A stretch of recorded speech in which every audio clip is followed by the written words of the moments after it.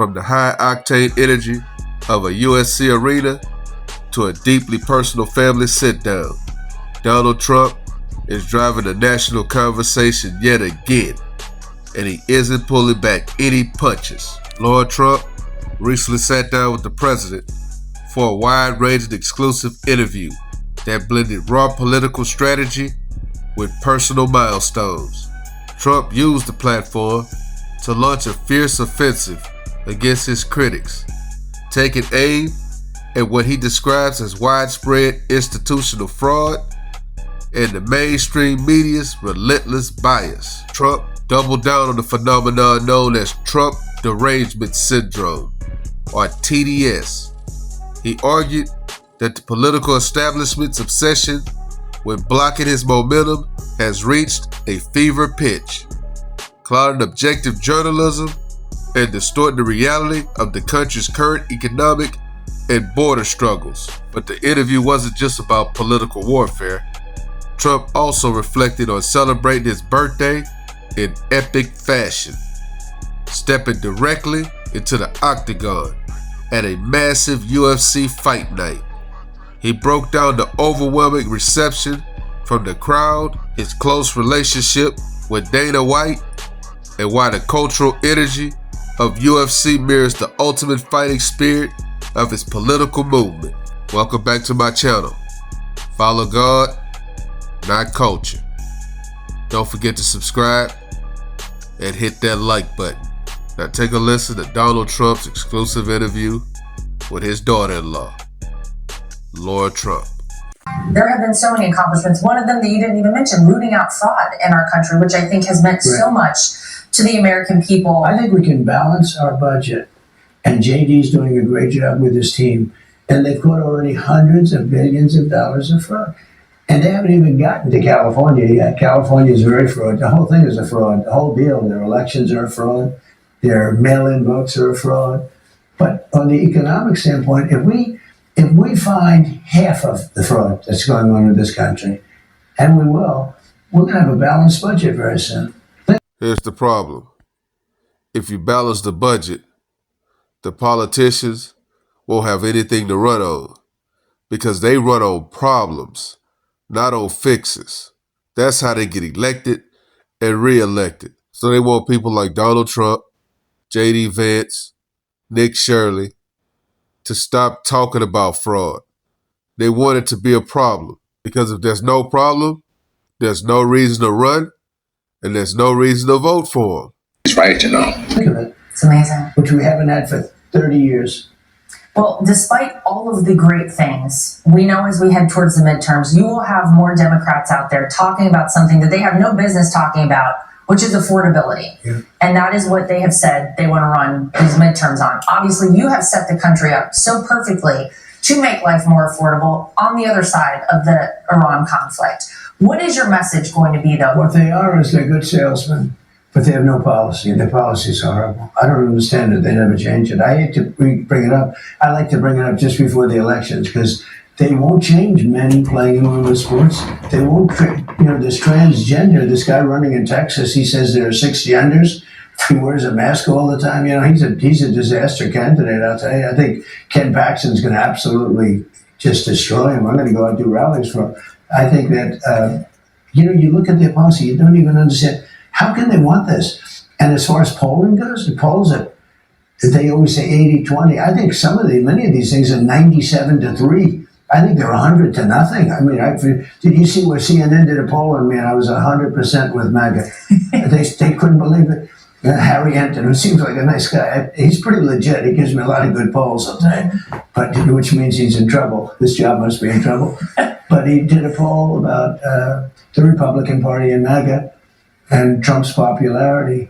And he said, he's at 100%. I don't believe that was, actually 100% poll. Well, you saw that in the election the other night, Well, that's a great point. All of your candidates, your record so far this primary season has been perfect. 9 Senate, 101 House, 8 gubernatorial candidates that you endorsed all advanced to the general election. Well, I mean, that is remarkable. It is remarkable. But what they believe, and when I say they, the closed-mouth Republicans, And the Trump-hating Democrats think that once Donald Trump is out of office, they can take back the country. But what they don't understand is Donald Trump's voice is going to ring even louder once he's out of office, because he's going to have more time to get in front of a microphone. So I'm at 87% in general elections. Nobody talks about that. That's pretty good too. And we have very bad elections. We really have to pass Save America Act. Save America Act is voter ID, very important, proof of citizenship, and no mail-in ballots, with exceptions if you're in the military or you're disabled or you're sick or something, or you're going on vacation. You know, I'll be liberal on that subject, okay, to use a term that nobody uses anymore. But no, with exceptions. And the mail-in ballots, no other country in the world is doing mail-in voting anymore because it's a fraud. You cannot keep it honest. There's no way of keeping it honest. The Republican Senate has to get going. The House has passed it, and the Republican Senate has to get going. They have to. They have no choice. They have a choice. What they're going to do is they're going to just stall it out. They don't want to remove the filibuster. But the Democrats, as soon as they gain power, without 100% certainty, they're going to remove the filibuster and they're going to pack the courts. They already said they're going to do it, and they're going to do it. And Donald Trump is not going to back down on this. He wants it passed.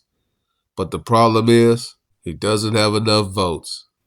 One of the things I'm proud of is that, and I like John Cornyn, he's a good guy, but I think that we need some change.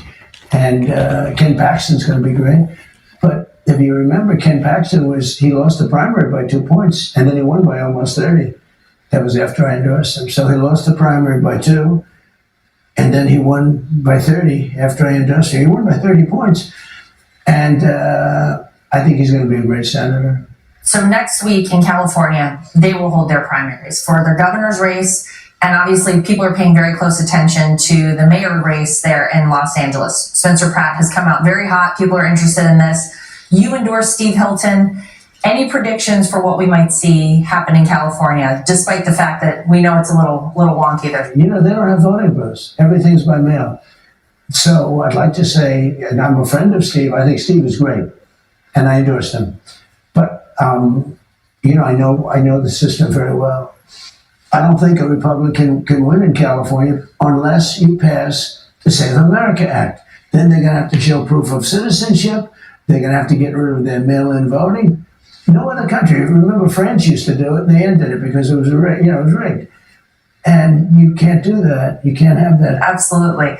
Last week, you had the Giants quarterback, Jackson Dart, join you on stage at a rally. And as predicted, I think we could all predict it, all of the haters, all the crazy people came out for him, showed him a lot of animosity for being on stage with you. Do you have any idea why it is that the Trump derangement syndrome with some of these people is so strong that you live rent-free in their heads and they can't help themselves but to be outraged about somebody joining you on stage? Well, first of all, I wish I looked just like Jackson. This guy, I said, is he a male model or what? He's a handsome guy, like a beautiful guy, and conservative guy. He said, "I love you, sir."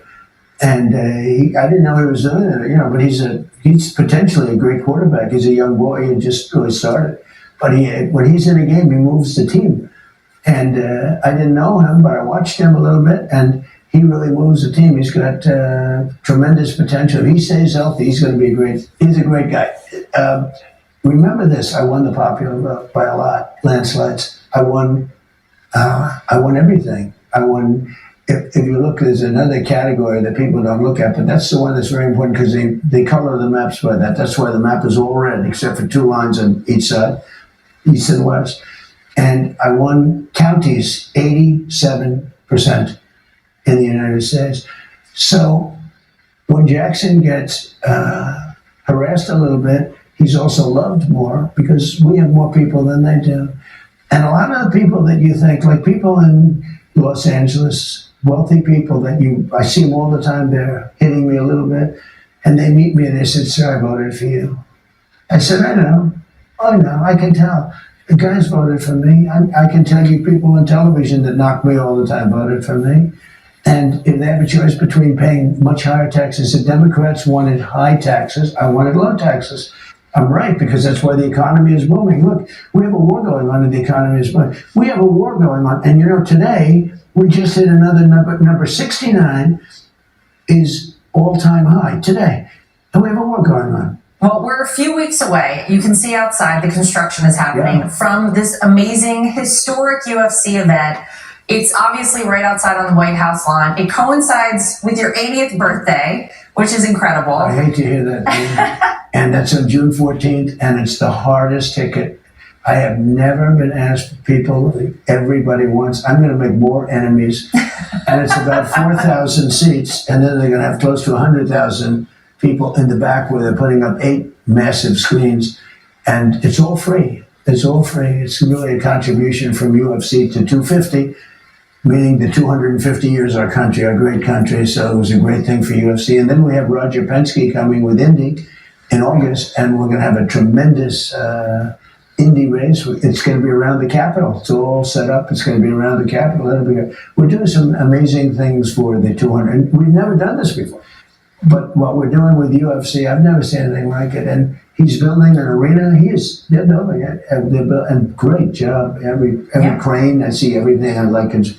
Brand new cranes, brand new everything. Everything's beautiful. Everything's like money, money, money. And they're building a great arena. And June 14th is, which by happenstance is my birthday. It was not set up that everyone said, oh, he did it for his birthday. And it's Sunday night, June 14th. It happens to be Flag Day. And it happens to be my birthday. But that happened to be the best night for it.